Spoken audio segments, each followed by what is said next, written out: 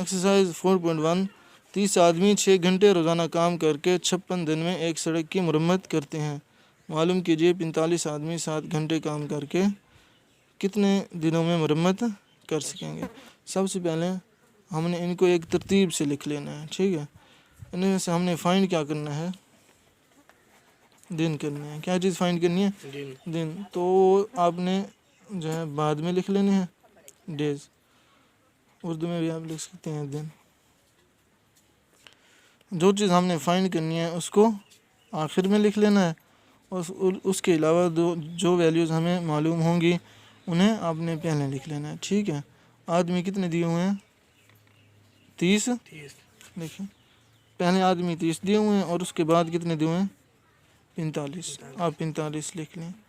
अच्छा, आपको टाइम कितना दिया हुआ है, जब 30 आदमी है तो आपको टाइम दिया हुआ है 56 दिन, नहीं दिन 56 है और घंटे कितने दिए हुए हैं, 6 घंटे हैं। टाइम घंटों में कितना है, 6 घंटे हैं और दिन कितने हैं, 56।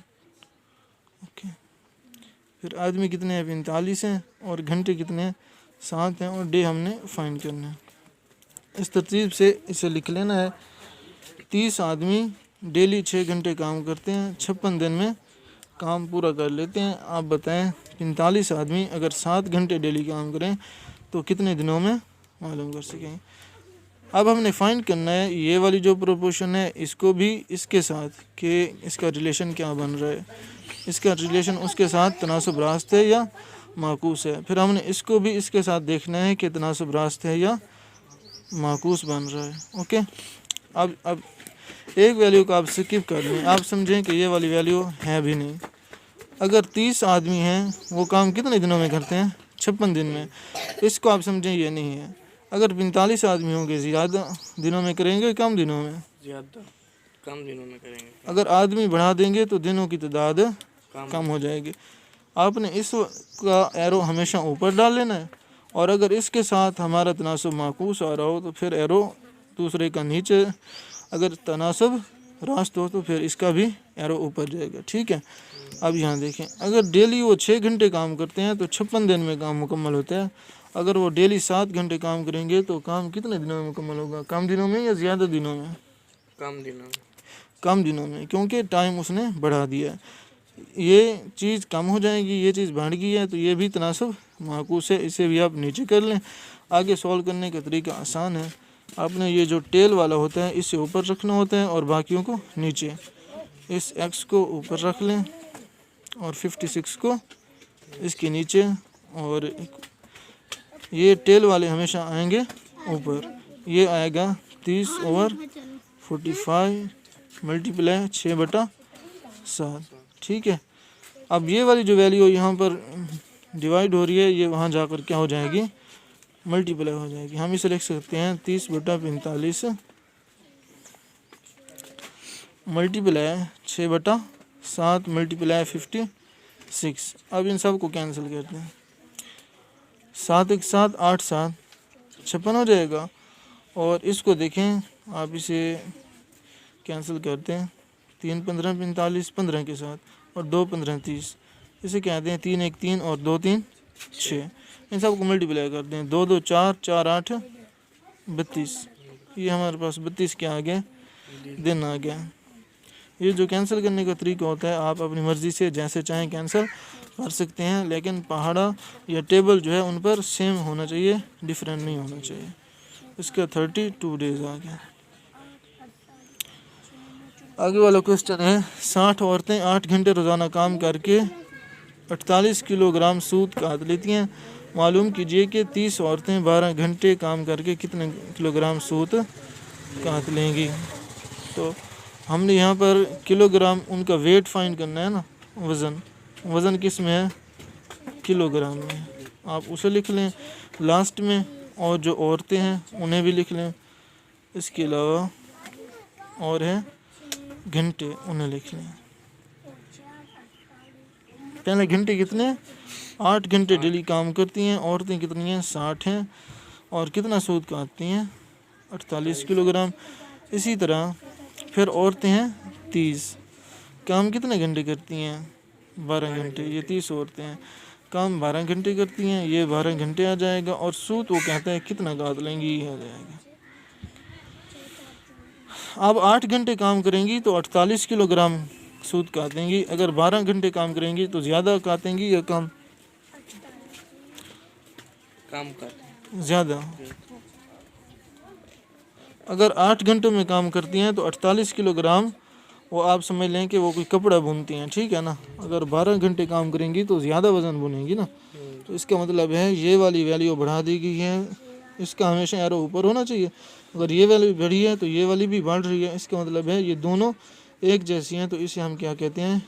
तनासुब रास्त, यानी डायरेक्ट प्रोपोर्शन। इसका एरो भी ऊपर चला जाएगा। अच्छा, अब 7 औरतें हैं तो इतना काटती हैं। अगर 30 कम हो जाए तो फिर कम काटेंगी, ज़्यादा?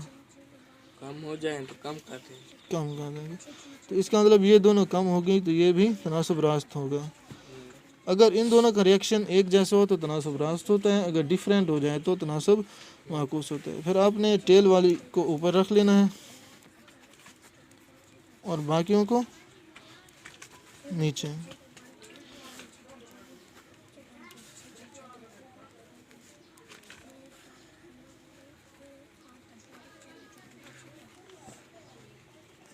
अब इन्हें कैंसिल कर दें, ये 0 से 0 कैंसिल हो गया।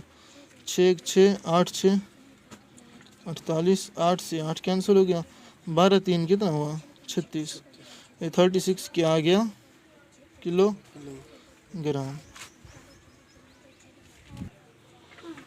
क्वेश्चन नंबर 3 है, एक कालीन है, वो लंबा है 8 मीटर और चौड़ा है 3 मीटर। उसकी कीमत है 6288 रुपये। और वो एक और कालीन की कीमत फाइंड कराना चाहते हैं। कहते हैं 12 मीटर लंबा हो और 6 मीटर चौड़ा हो, उसकी कीमत क्या होगी? हम इसे थोड़ा सा इस तरह समझते हैं कि आप समझ लें, ये एक कालीन है। वो कालीन लंबा कितना है? 8 मीटर है। चौड़ा कितना है? 3 मीटर है। इसकी प्राइस वो कहते हैं, इसकी प्राइस है बड़ी 6288 रुपये। अब वो कहता है एक और कालीन है, वो भी इसी रेक्टेंगल शेप का है। 12 मीटर जो है उसकी लेंथ है और 6 मीटर जो है उसकी विड्थ है। वो कहता है इसकी प्राइस कितनी होगी? बस ये चीज़ वो चाहता है फाइंड करनी है हमने, ठीक है। तो हमने जो चीज़ फाइंड करनी है उसे लास्ट में लिख लेंगे, प्राइस को, और बाकी चीज़ों को पहले लिख लेना है। यहाँ पर आप जो है उसकी विड्थ यानी चौड़ाई लिख लें, और यहाँ पर जो है उसकी लेंथ जो है, जो उसकी लंबाई है वो लिख लें। पहले वाले की लंबाई कितनी है हमारे पास? 8 मीटर है और उसकी चौड़ाई हमारे पास 3 मीटर है। उसकी प्राइस है 6288। इसी तरह आप देखें दूसरे वाला जो है हमारे पास 12 मीटर है, उसकी चौड़ाई हमारे पास 6 मीटर है और वो पूछता है इसकी प्राइस कितनी होगी? हम कहते हैं x है। अगर अब आप देखें, अब यहाँ पर फैसला करना है कि तनासुब रास्त या माकूस बन रही है। अगर 8 मीटर लंबा है तो उसकी कीमत है 6288। अगर आप 12 मीटर लेंगे यानी ज़्यादा लंबाई वाला लेंगे तो उसकी प्राइस ज़्यादा होगी कम होगी? ज़्यादा होगी। प्राइस भी ज़्यादा होगी। इसका एरो तो हमेशा ऊपर डाल देना है। अगर इनका रिएक्शन सेम हो यानी ये भी तनासुब रास्त है, डायरेक्ट प्रोपोर्शन है, ये वाली भी, तो इसे भी ऊपर डाल दें, ठीक है।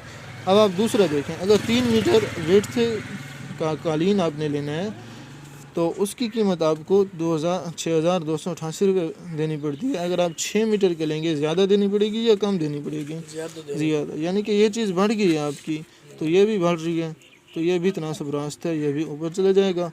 और जो टेल वाले हैं ये हमने ऊपर रखने हैं, बाकी नीचे। ये आ जाएगा x/6288। ये आ जाएगा 12/8। अगर अब ये आ गया 6/3। ये जो यहाँ डिवाइड हो रहा है इसे वहाँ जाकर मल्टीप्लाई करा दें।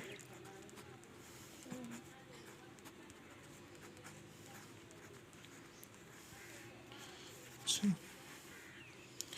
3 1 3 2 3 6, 2 1 2 4 2 8, 4 1 4 3 4 12, अब इसे मल्टीप्लाई करा दें। 3 8 24, 4 हासिल 2, 3 8 24 और 2 26, 6 हासिल 2, 3 2 6 और 2 8, 3 6 18, 18,864 रुपया जो है उसकी कीमत बनेगी।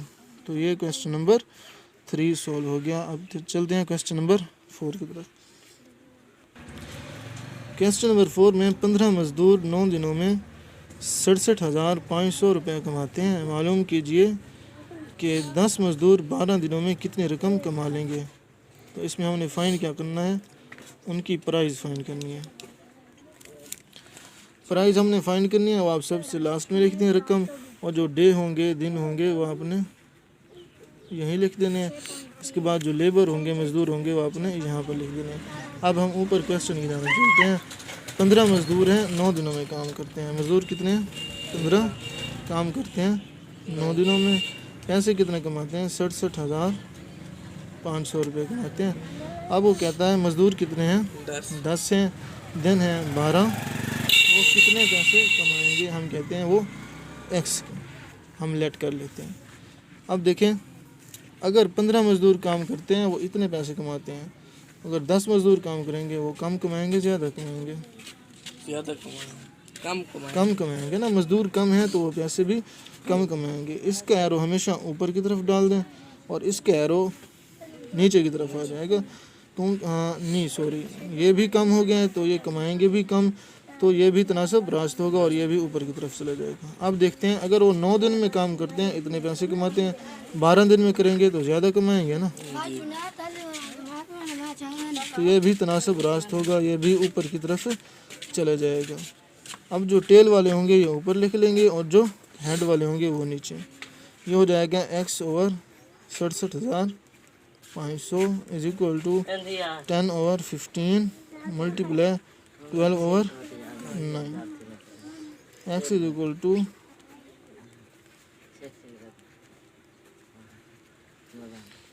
आप इसे मल्टीप्लाई करते हैं 67,500 से। अब जो कैंसिल हो रहे हैं उन्हें कैंसिल आउट करते हैं। ये इस वैल्यू को देखिए, 9 पर डिवाइड होती है, 6 और 7 13, 13 और 5 18, हाँ 9 पर डिवाइड होती है, इसे 9 पर ही कर दिया। 9 1 9 हो जाएगा और 9 7 63, यहाँ पर बचेंगे 4 और 45 हो जाएगा, 9 5 45 हो जाएगा, और जो 0 बच दिए हैं वो ऊपर लिख दें। इसी तरह इसे 15 के साथ कैंसिल कर दें, 15 1 15 हो जाएगा और 15 5 75 हो जाएगा, 0 और 0। अब यहाँ पर 500 बच गया।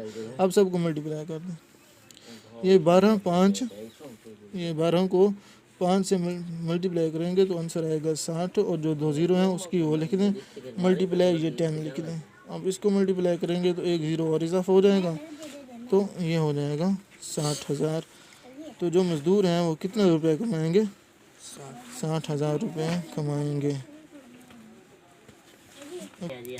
क्वेश्चन नंबर 5 में 70 आदमी 150 मीटर लंबी दीवार को 12 दिनों में मुकम्मल कर लेते हैं। 600 मीटर लंबी दीवार को 30 दिनों में कितने आदमी मुकम्मल करेंगे?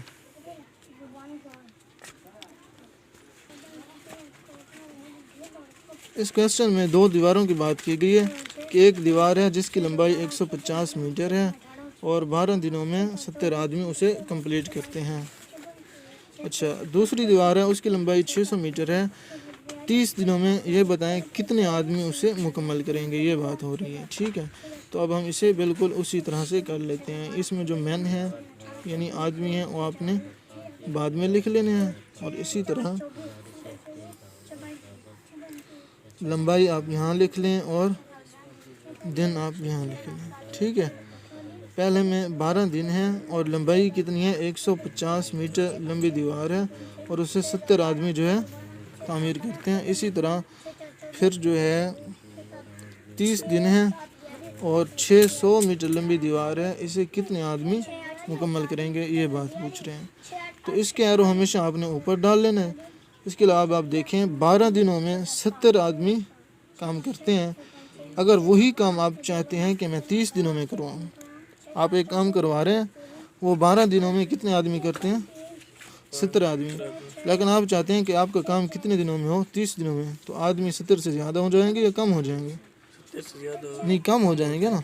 हमारा एक काम है जो कि 12 दिनों में 70 आदमियों से मुकम्मल हो सकता है, लेकिन हम चाहते हैं कि वो 30 दिनों में मुकम्मल हो। 30 दिनों में वो तब मुकम्मल होगा जब हम आप आदमी घटा देंगे। अगर 70 होंगे तो फिर तो वह 12 दिनों में मुकम्मल हो जाएगा ना, लेकिन 70 से कम हो जाएंगे तो फिर वो 30 दिनों में मुकम्मल होगा। अगर 70 से बढ़ा देंगे तो वो तो 12 दिनों से भी कम दिन हो जाएंगे। इसका मतलब है इसे हमने बढ़ा दिया है तो ये क्या हो गया है, कम हो गया है। ये तनासब माकूस है, यानी इन्वर्स प्रोपोर्शन है। इसके एरो नीचे डाल देंगे। ओके, अब दूसरे को देखते हैं। अगर हम 150 मीटर लंबाई को 70 आदमी बनाते हैं लंबी दीवार को, तो 600 मीटर लंबी दीवार को बनाने के लिए ज़्यादा चाहिए या कम चाहिए? काम चाहिए। ज़्यादा चाहिए ना। अगर 150 मीटर लंबी दीवार को बनाने के लिए 70 आदमी की ज़रूरत है, तो 600 मीटर लंबी दीवार को बनाने के लिए ज़्यादा ज़्यादा लोगों की ज़रूरत होगी। तो ये चीज़ भी ज़्यादा होगी, वो भी ज़्यादा होगी, तो इसे हम ऊपर डाल देंगे। ये तनासब रास्ता है। अब जो टेल वाले होंगे उसे ऊपर और हेड वाले नीचे आ जाएंगे। ये होगा x/70 is equal to 12/30 multiply 600/150। x is equal to 12/30 multiply 600/150 multiply 70। ये ज़ीरो